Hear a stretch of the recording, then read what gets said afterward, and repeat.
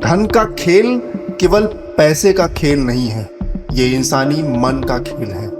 हम अक्सर मान लेते हैं कि पैसा कमाना गणित, आर्थिक योजना या किसी जटिल निवेश सूत्र का परिणाम है, लेकिन असली चुनौती संख्याओं में नहीं, हमारे निर्णय और भावनाओं में छुपी होती है।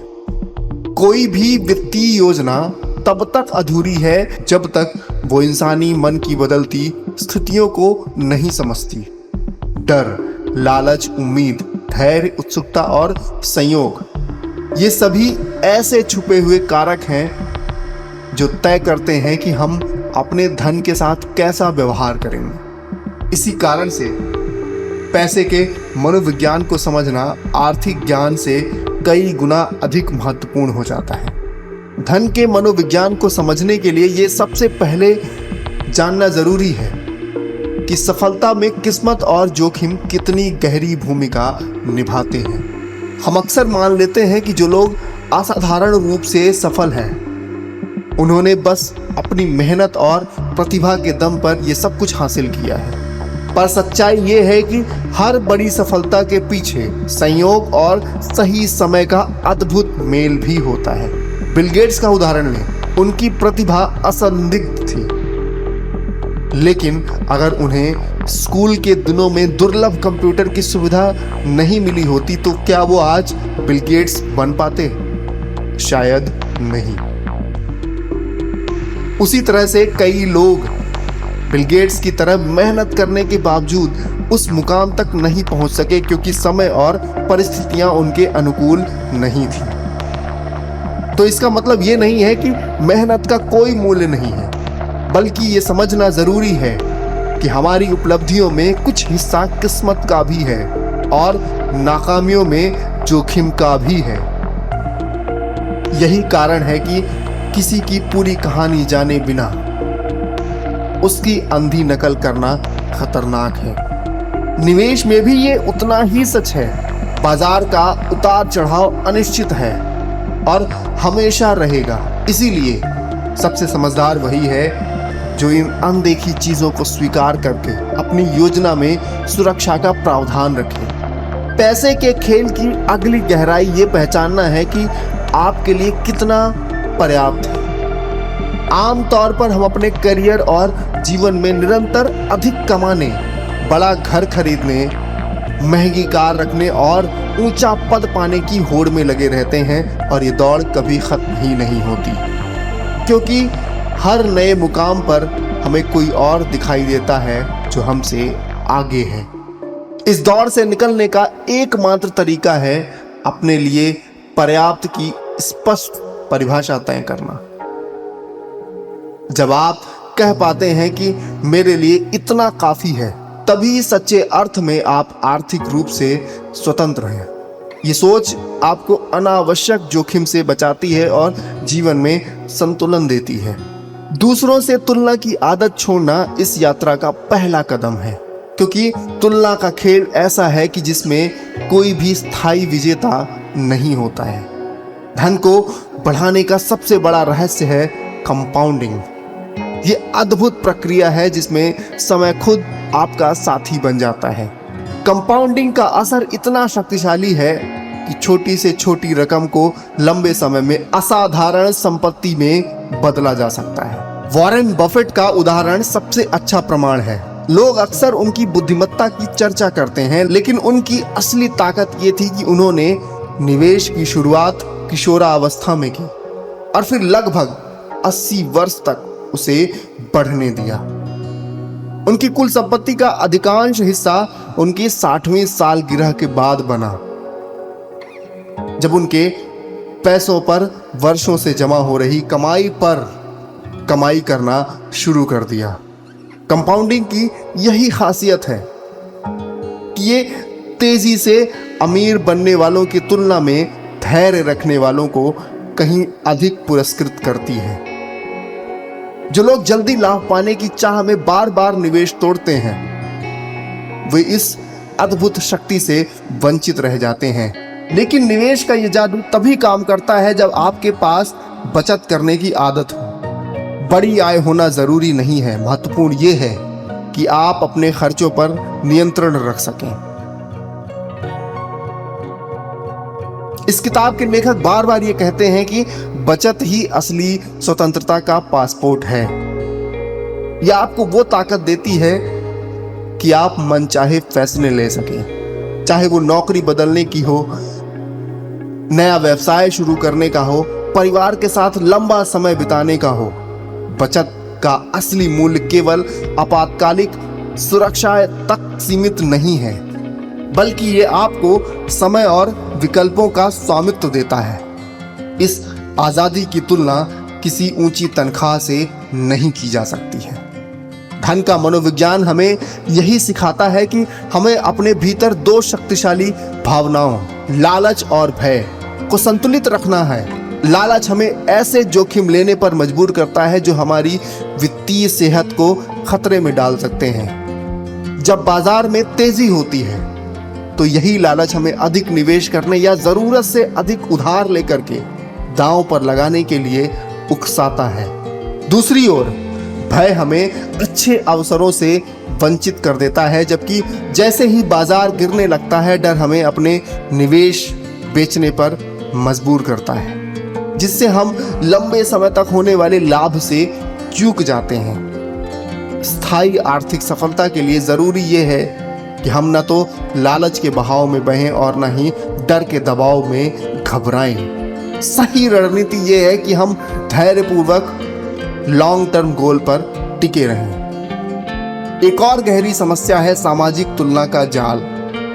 हम अपने पड़ोसी की कार, दोस्त के नए घर, कलीग की बढ़ी हुई तनख्वाह से अपनी सफलता को मापते हैं। ये आदत हमें कभी संतोष नहीं लेने देती है। चाहे आप कितनी भी तरक्की कर लें, हमेशा कोई न कोई आपसे ज्यादा अमीर होगा। ये निरंतर तुलना हमें बिना वजह खर्च करने और अनावश्यक कर्ज लेने पर मजबूर करती है। जबकि इस किताब के लेखक हमें ये सलाह देते हैं कि हम अपनी प्राथमिकताओं और मूल्यों पर ध्यान दें, न कि दूसरों के दिखावे पर। अनुभवों और रिश्तों में निवेश करना चीजों को इकट्ठा करने से कहीं अधिक संतोष देता है। इन सब के बीच सबसे बड़ी सीख ये है कि पैसा और खुशी का रिश्ता सीधा नहीं है। पैसा आपको सीधे सुख नहीं देता है, लेकिन यह आपको विकल्प देता है, अपने समय का मालिक बनने का, मनपसंद काम करने का, जरूरत पड़ने पर आराम करने का। यही असली सुख का स्रोत है। हम अपने पैसों को सिर्फ दिखावे या होड़ का साधन बनाने की बजाय जीवन को अर्थपूर्ण बनाने में लगाते हैं, तभी ये सचमुच काम आता है। अंत में हमें यह स्वीकार करना होगा कि भविष्य अनिश्चित है। सबसे अनुभवी निवेशक भी गलतियां करते हैं। फर्क इतना है कि वो अस्थायी असफलता से घबरा करके खेल से बाहर नहीं होते हैं। वो एक मजबूत रणनीति पर टिके रहते हैं और हर गलती से सीखते हैं। ये दृष्टिकोण हमें याद दिलाता है कि आर्थिक यात्रा में पूर्ण नियंत्रण कभी संभव नहीं है, पर लचीलापन और धैर्य हमें हर उतार चढ़ाव से पार करा सकता है। तो अभी तक हमने ये सीखा कि पैसा कमाने, बचाने और बढ़ाने की असली कुंजी संख्याओं में नहीं बल्कि मन में है।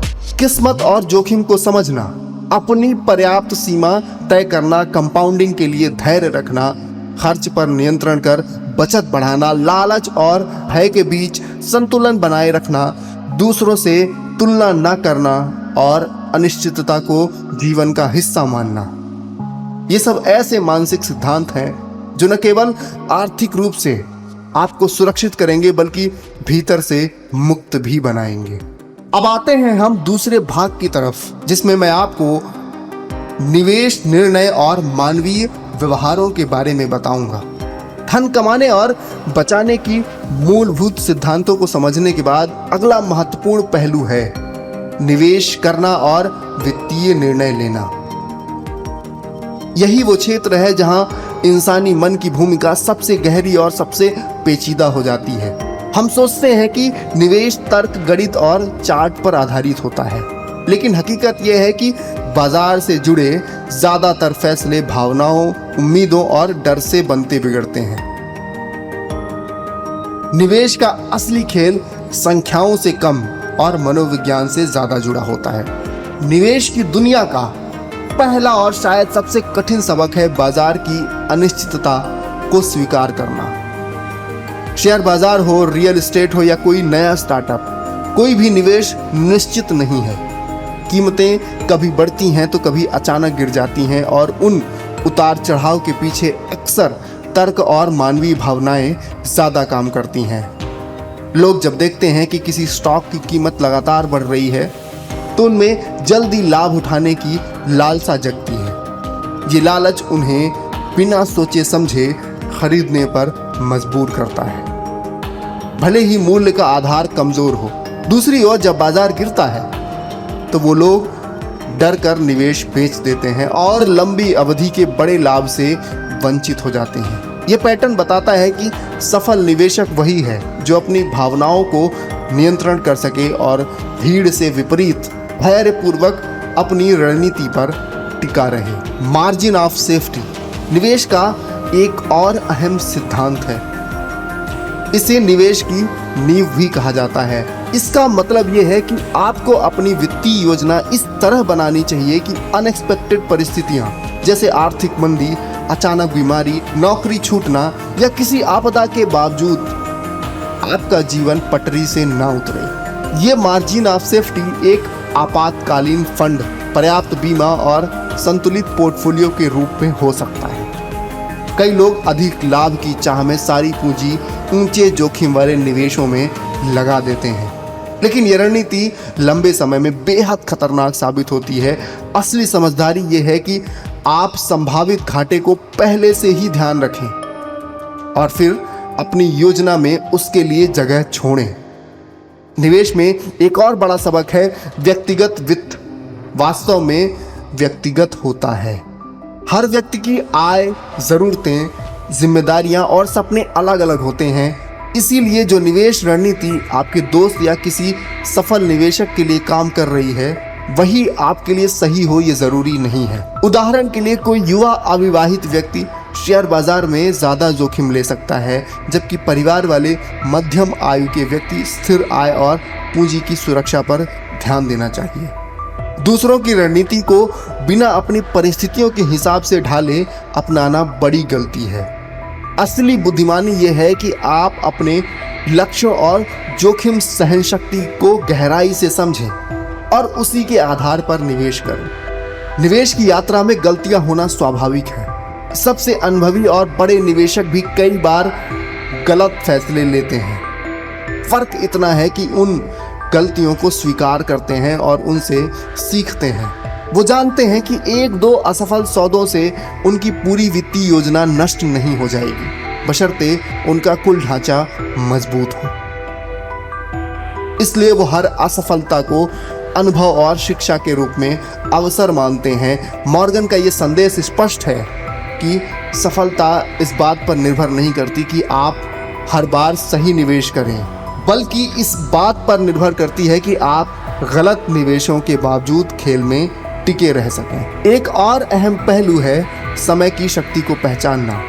लोग अक्सर जल्दी अमीर बनने की सोच में बार बार निवेश बदलते हैं, लेकिन जितना अधिक आप निवेश को समय देंगे उतना ही कंपाउंडिंग का जादू काम करता है। यही वजह है कि लंबे समय के निवेश जैसे इंडेक्स फंड या अच्छे व्यवसायों के शेयर्स अधिक सुरक्षित और लाभकारी साबित होते हैं। ये धैर्य केवल आर्थिक नहीं बल्कि मनोवैज्ञानिक अनुशासन भी है, क्योंकि इसमें आपको कई बार छोटे घाटों को अनदेखा करके लंबे समय पर भरोसा करना पड़ता है। वित्तीय निर्णय केवल आपके जीवन तक सीमित नहीं रहते, उनका असर आपके परिवार और आपके आने वाली पीढ़ियों पर भी पड़ता है। इसीलिए पारिवारिक जिम्मेदारियों को ध्यान में रखकर निवेश करना जरूरी है। बच्चों की पढ़ाई, वृद्धावस्था की जरूरतें और आकस्मिक स्वास्थ्य खर्च जैसी बातें किसी भी योजना का हिस्सा होनी चाहिए। अच्छे निवेशक केवल लाभ नहीं सोचते बल्कि सुरक्षा, स्थिरता पर भी समान जोर देते हैं। धन के निर्णयों में मनोविज्ञान का एक और महत्वपूर्ण पहलू है कहानी गढ़ना। हम मनुष्य संख्याओं से ज्यादा कहानियों पर भरोसा करते हैं। जब हमें किसी कंपनी की विकास कहानी आकर्षक लगती है तो हम उसमें निवेश करना चाहते हैं, भले ही आंकड़े उतने मजबूत ना हो। इसी तरह किसी नकारात्मक खबर से घबराकर हम अच्छे निवेश को जल्दी छोड़ देते हैं। ये मानवीय प्रवृत्ति निवेश के फैसलों को गहराई से प्रभावित करती है। समाधान यही है कि आप ठोस तथ्यों पर टिके रहें और अस्थायी शोर से प्रभावित ना हो। वित्तीय स्वतंत्रता पाने का मतलब केवल ज्यादा पैसे कमाना नहीं, बल्कि ऐसा पोर्टफोलियो बनाना है जो आपको मानसिक शांति दे।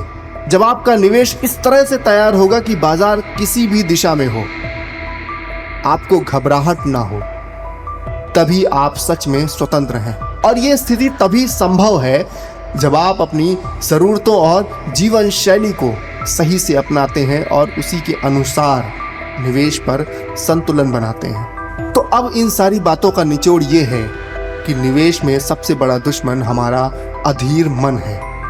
जल्दी लाभ पाने की चाह, दूसरों से तुलना, मीडिया का शोर, डर का मनोविज्ञान हमें बार बार गलत दिशा में ले जाते हैं। इसके विपरीत सफल निवेशक का असली गुण है धैर्य, अनुशासन और दूरदर्शिता। वो जानते हैं कि लंबी दूरी की दौड़ में जीतने के लिए बीच बीच में होने वाले उतार चढ़ाव को अनदेखा करना पड़ता है। आशा है आपको पैसों का मनोविज्ञान समझ आया होगा। और अगर आपको ये कहानी, अगर आपको हमारी बात पसंद आ रही है तो हमारे चैनल ऑडियो वाला शो को सब्सक्राइब ज़रूर कर लें और इस वीडियो को अपने दोस्तों तक ज़रूर भेजें जिन्हें पैसों का असली मनोविज्ञान समझना है। चलता हूँ, धन्यवाद।